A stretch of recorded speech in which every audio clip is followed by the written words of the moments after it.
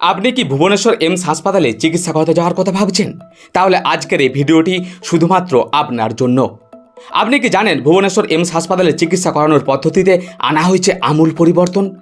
আপনি কি জানেন সঠিক পদ্ধতি না জেনে চিকিৎসা করাতে গেলে পড়তে হতে পারে বড় সমস্যায়? বন্ধুরা, আজকের এই ভিডিওতে আমরা জানাবো এমন 5টি গুরুত্বপূর্ণ তথ্য যা আপনাকে ভুবনেশ্বর এমস হাসপাতালে চিকিৎসা করানোর জন্য দারুণভাবে সাহায্য করবে। ফলে আপনি খুব সহজেই কোনো রকম সমস্যা ছাড়াই আপনার চিকিৎসার কাজটি সম্পন্ন করতে পারবেন। নমস্কার বন্ধুরা, আরও একটি গুরুত্বপূর্ণ ভিডিও নিয়ে আমি সন্তু চলে এসেছি আপনাদের সকলের প্রিয় জানা অজানার সন্ধানে চ্যানেলে। আশা করি আপনারা সকলেই ভালো আছেন। বন্ধুরা, জীবনের কঠিন মুহূর্তগুলোতে আমরা প্রায় সকলেই অসহায় বোধ করি, বিশেষ করে যখন আমাদের প্রিয়জন অসুস্থ থাকে। এই রকম কঠিন সময়ে সঠিক চিকিৎসা পাওয়াটা কতটা গুরুত্বপূর্ণ তা আমরা সকলেই বুঝি। তাই আজ আমরা শেয়ার করতে চলেছি এমন কিছু মূল্যবান তথ্য যা আপনাদের এই কঠিন সময়ে চিকিৎসা করানোর প্রক্রিয়াকে আরও অনেক সহজ করে তুলবে। বন্ধুরা, আজকের এই ভিডিওতে আমরা জানাবো ভুবনেশ্বর এমসে চিকিৎসা করানোর সঠিক পদ্ধতিগুলি সম্পর্কে।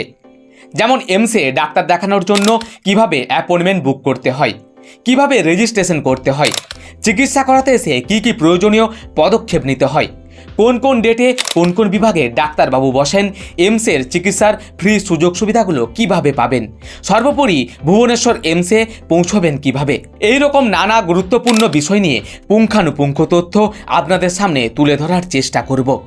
আশা করব আজকের এই ভিডিওটি সম্পূর্ণ দেখলে ভুবনেশ্বর এমসে চিকিৎসা করাতে এসে আপনাদেরকে কোনো রকম সমস্যার সম্মুখীন হতে হবে না।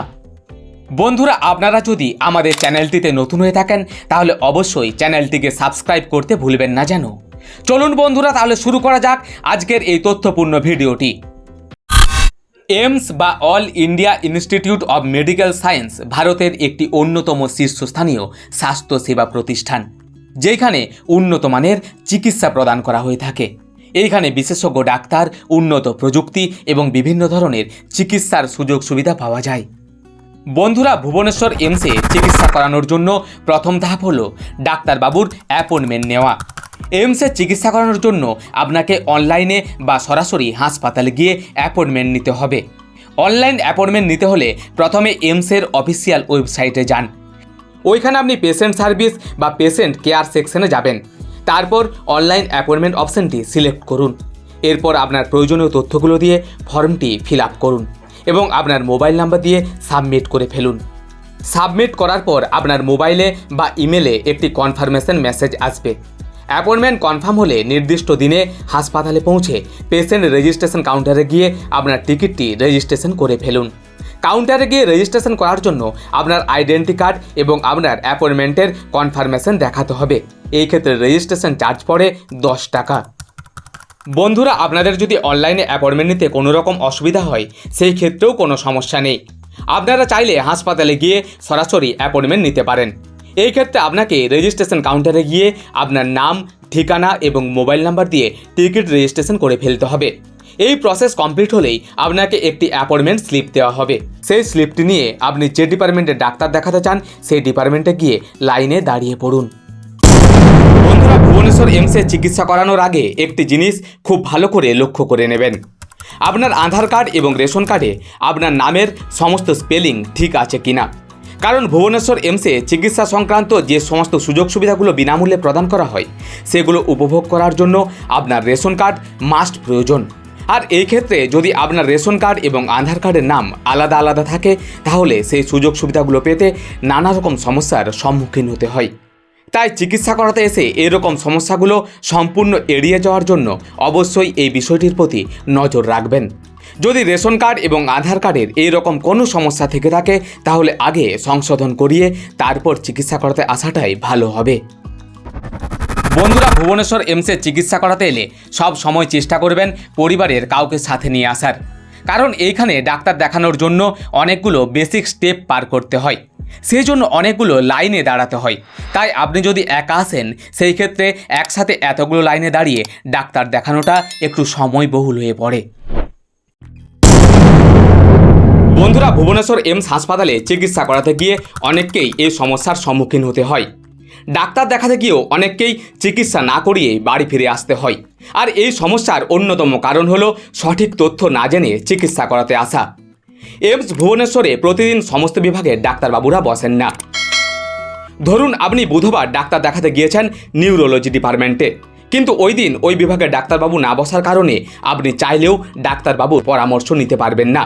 তাই কোন ডেটে কোন বিভাগের কোন ডাক্তারবাবু বসেন সেই বিষয়ে সম্পূর্ণ খোঁজ নিয়ে তারপরই চিকিৎসা করাতে আসুন। বন্ধুরা, আপনাদের সুবিধার্থে কোন ডেটে কোন বিভাগের কোন ডাক্তারবাবু বসেন তার একটি সম্পূর্ণ তালিকা আমাদের ভিডিওর মধ্যে দিয়ে রাখলাম। আপনারা চাইলে ভিডিওটি পজ করে সেটি ভালো করে দেখে নিয়ে তারপর আপনার পছন্দের ডাক্তারবাবুর কাছে চিকিৎসার জন্য আসতে পারেন। বন্ধুরা, এইমস হাসপাতালে চিকিৎসা করানোর জন্য ভারত সরকার প্রদত্ত আয়ুষ্মান ভারত কার্ড বা আভা কার্ড থাকা অত্যন্ত জরুরি। তাই চিকিৎসা করাতে আসার আগে খুব ভালো করে দেখে নেবেন সাথে আভা কার্ডটি নিয়েছেন কিনা। কারণ এই আভা আইডি ছাড়া বর্তমানে আপনি ভুবনেশ্বর এইমসে চিকিৎসাই করাতে পারবেন না। আপনি যদি আভা আইডি ছাড়াই টিকিট কাউন্টারের লাইনে দাঁড়িয়েও পড়েন, তারপরেও আপনি ডাক্তার দেখানোর জন্য টিকিট কাটতে পারবেন না। সুতরাং বুঝতেই পারছেন এই আভা কার্ড কতটা জরুরি। তাই চিকিৎসা করাতে আসার আগে আভা কার্ডটি মনে করে সাথে নিয়ে নেবেন। আর যদি আপনার আভা আইডি না থাকে তাহলে অবশ্যই আগে আপনার বাড়ির নিকটবর্তী কোনো অনলাইন সেন্টার থেকে তাড়াতাড়ি আভা আইডি বানিয়ে ফেলুন এবং কোনো রকম সমস্যা ছাড়াই ভুবনেশ্বর এইমস থেকে চিকিৎসা করিয়ে সুস্থ হয়ে বাড়ি ফিরে যান। বন্ধুরা, বর্তমানে ভুবনেশ্বর এইমস হাসপাতালে প্রতিদিন হাজার হাজার মানুষ চিকিৎসার জন্য ছুটে যাচ্ছেন। তাই ডাক্তার দেখানোর জন্য টিকিট কাউন্টারের লাইনও হয় প্রচুর। অনেকে রাত্রি জেগে টিকিট কাউন্টারের বাইরে দাঁড়িয়ে থাকেন। তাই যত তাড়াতাড়ি সম্ভব আপনারাও টিকিট কাউন্টারের লাইনে এসে দাঁড়িয়ে পড়ার চেষ্টা করবেন। কারণ আপনি যত তাড়াতাড়ি লাইনে দাঁড়াতে পারবেন তত তাড়াতাড়ি ডাক্তার দেখানোর কাজটি সম্পন্ন করতে পারবেন। ডাক্তার দেখানোর কাজ সম্পন্ন হয়ে গেলে আপনারা চাইলে এইমস হাসপাতালের ভেতরের ঔষধ দোকান থেকেও আপনার প্রয়োজনীয় ওষুধপত্রগুলি কিনে নিতে পারেন। আর ডাক্তারবাবু যদি আপনাকে কোনো রকম শারীরিক পরীক্ষা করানোর জন্য পরামর্শ দিয়ে থাকেন তাহলে অবশ্যই সেই প্রেসক্রিপশন নিয়ে এই বিষয়ে সাহায্য করার জন্য যে কাউন্টার রয়েছে সেই কাউন্টারের লাইনে গিয়ে দাঁড়িয়ে পড়ুন এবং আপনার প্রেসক্রিপশনের সাথে আপনার রেশন কার্ডের জেরক্সটি জমা দিয়ে দেবেন। কারণ এই রেশন কার্ডের মাধ্যমেই আপনি আপনার এই বিনামূল্যে পরিষেবাগুলো উপভোগ করতে পারবেন। বন্ধুরা, ভুবনেশ্বর রেলওয়ে স্টেশন বা বাস স্টপেজ থেকে হাসপাতালে যাওয়ার জন্য অটো কিংবা বাসে যাতায়াতের সুবিধা রয়েছে।